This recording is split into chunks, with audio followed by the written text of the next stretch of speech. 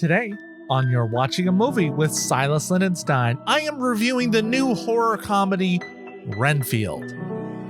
You're watching a movie with Silas Lindenstein. In the theaters you find this, so go and press play and rewind this. This picture is timeless. Love it like it or we lose it, can't find it. And we ain't keen on being reminded about the film if it isn't tough. We spend a lot of time at the cinema. It's just me and my friends, we watch plenty stuff. For movies, yeah, I've been above. Whether big or they small, no, for me don't make a difference. Love them. You're watching a movie with Silas Lindenstein. In the theaters you find this, so go and press play and rewind this. This picture is timeless. Love it like it or we lose it, can't find it. And we ain't keen on being reminded about the film if it didn't hit. No, gotta lose it. Watch movies with my friends, bringing joy, that's the blueprint. So come on and let's do this. Leave pain behind us and relax your mind. Come watch a movie with Silas.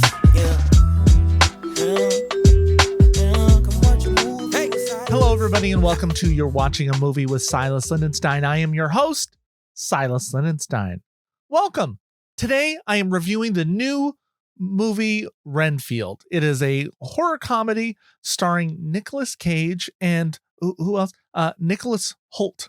I should remember, two Nicholases spelled different. That's okay.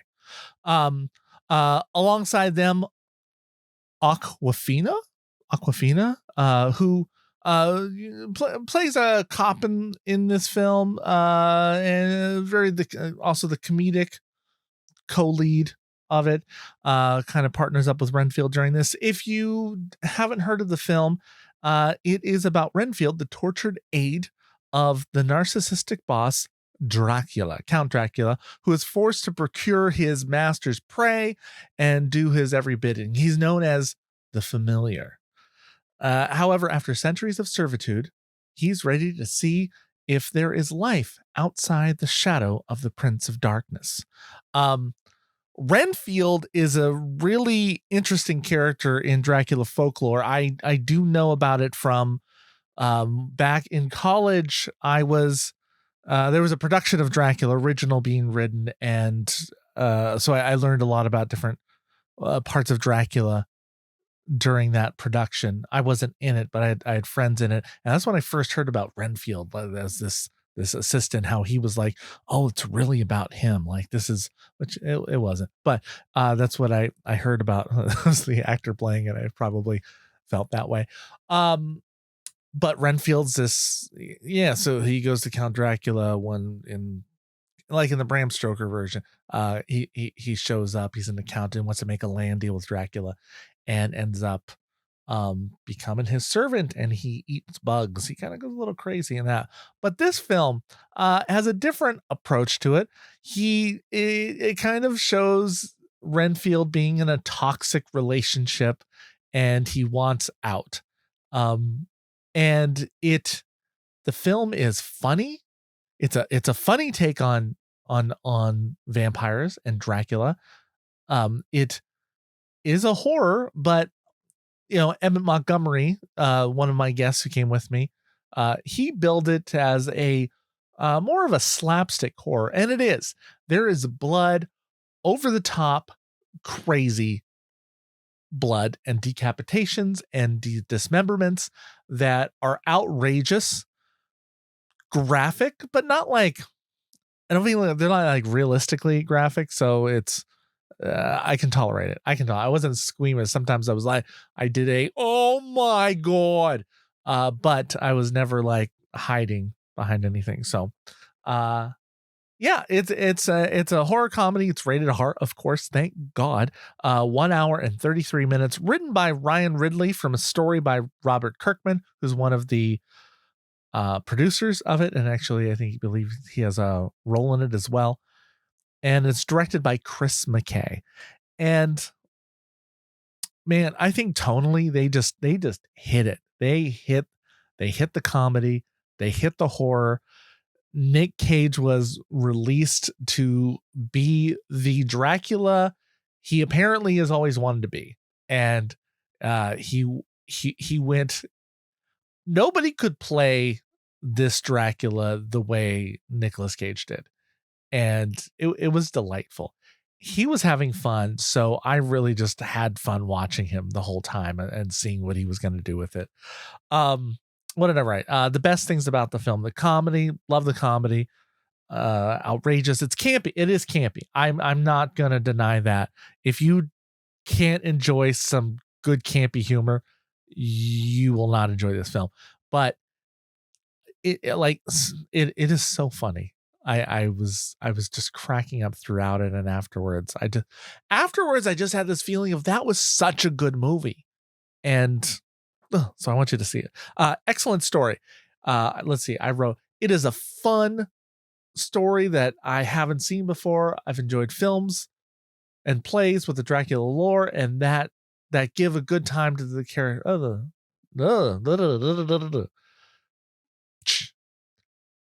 It's a fun story that I haven't seen before. I've enjoyed films and plays with Dracula lore that give good time to the character of Renfield, but I've never seen anything fully focused on the servant character. That is true. So it's a unique point of view. And great ensemble.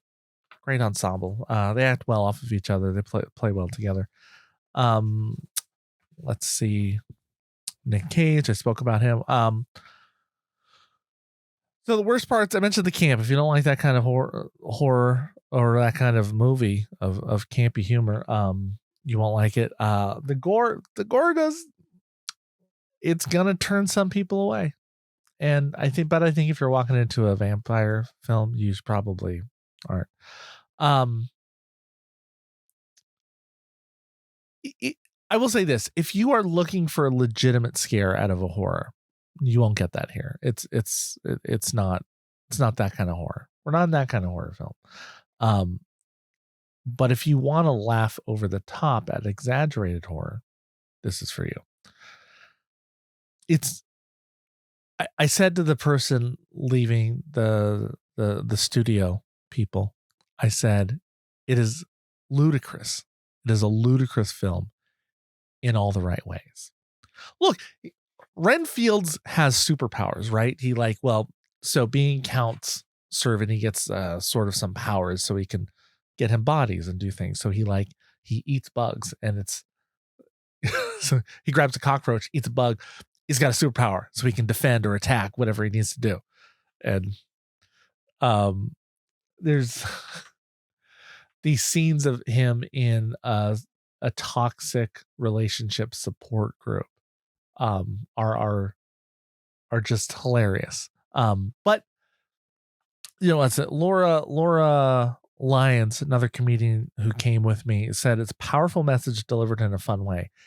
And where I see that is the message of it has to deal with toxic relationships. One, don't let other people take your power. Okay. And toxic relationships are even worse when you are immortal. Like, we've all been in toxic relationships, right? And those have lasted for years, and that felt forever. Imagine if it literally is forever. That's crazy. Okay. Is it rewatchable? Yes, absolutely. I will see this again in a heartbeat. Let's see. And I wrote my final word on this. Nicolas Cage is outstanding as the source of Renfield's anxiety, depression, and all-around toxicity. Count Dracula. This slapstick comedy horror is full of as full of laughter as it is full of gore. Highlighted by a fresh and fun story, Renfield may not change how you see the world, but it makes living in it a little bit more fun.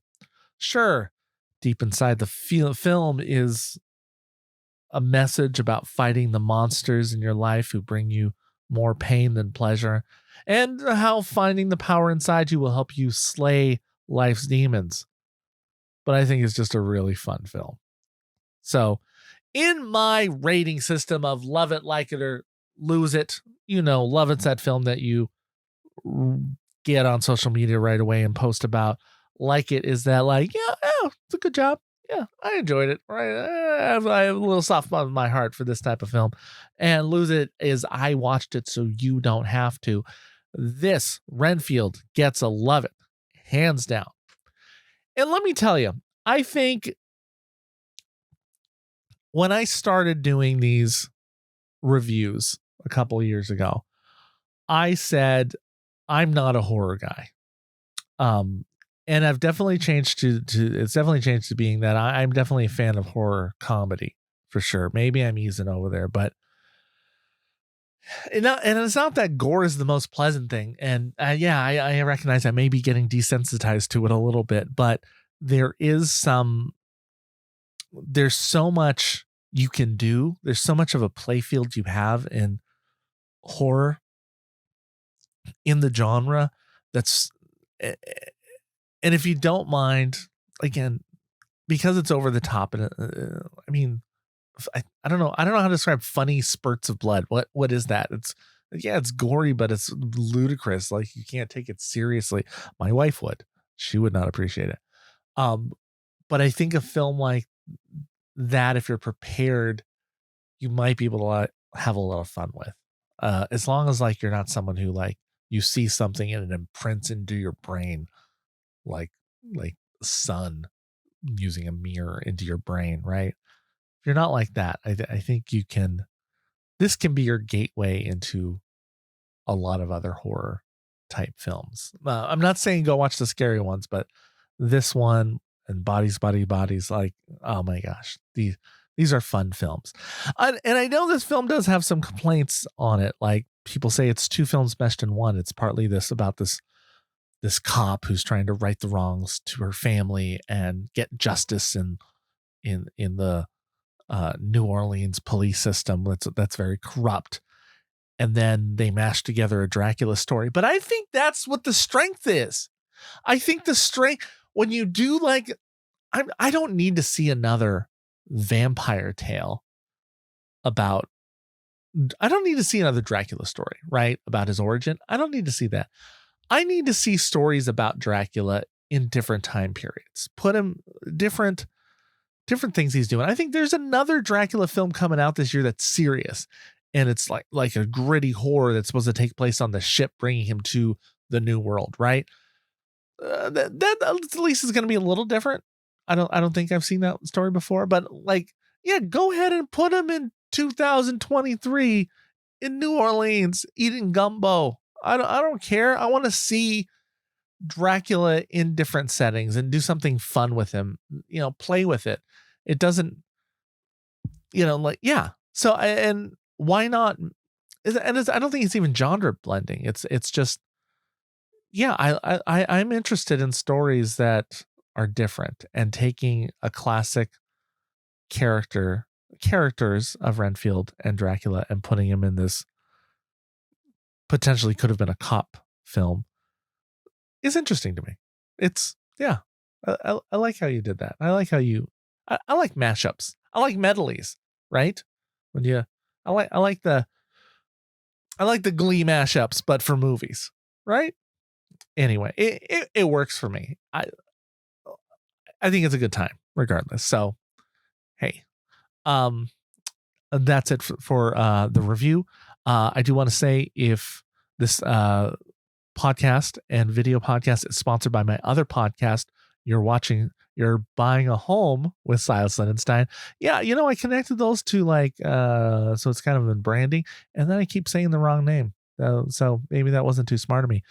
Anyway, my other podcast, You're Buying a Home with Silas Lindenstein, it's there to educate and empower home buyers all over the nation. So if you're interested about learning how to buy a home or have friends that want to anywhere in the United States, go ahead and find that podcast in the service that you're listening to this to, or the video cast, or go to its website, yourbuyingahome.com. Okay. And then, of course, if you want to see the written review for this film that I just did, Renfield, go ahead and go to yourwatchingamovie.com, and it's up there. And that's where I'll have both the video and the podcast for this as well. So check it out. Check out the website. Thank you for listening. And thank you for watching a movie with Silas Lindenstein. You're watching a movie with Silas Lindenstein. In the theaters you find this. So go and press play and rewind this. This picture is timeless. Love it, like it, or we lose it, can't find it. And we ain't keen on being reminded about the film if it isn't tough. We spend a lot of time at the cinema. It's just me and my friends, we watch plenty stuff. For movies, yeah, I've been above. Whether it be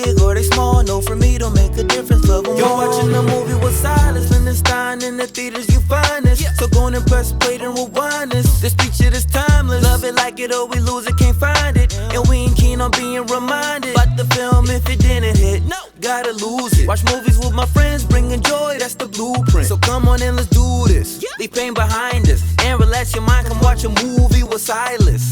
Yeah.